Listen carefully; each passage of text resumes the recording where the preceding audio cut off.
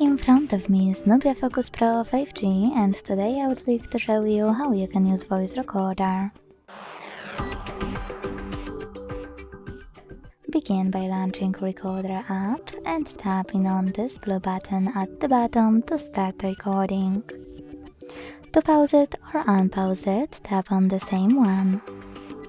To add a photo mark, click on this left button of a camera.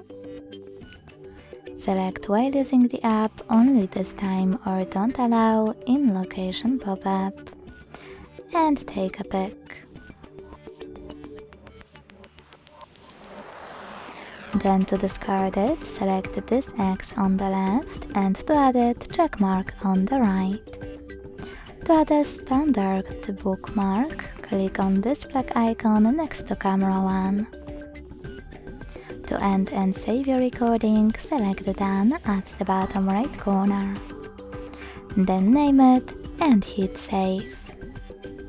Now to play it, click on it. You can always use all of those options to manage it, or if you wish to delete it, go back, hold it, and tap on Delete option at the bottom.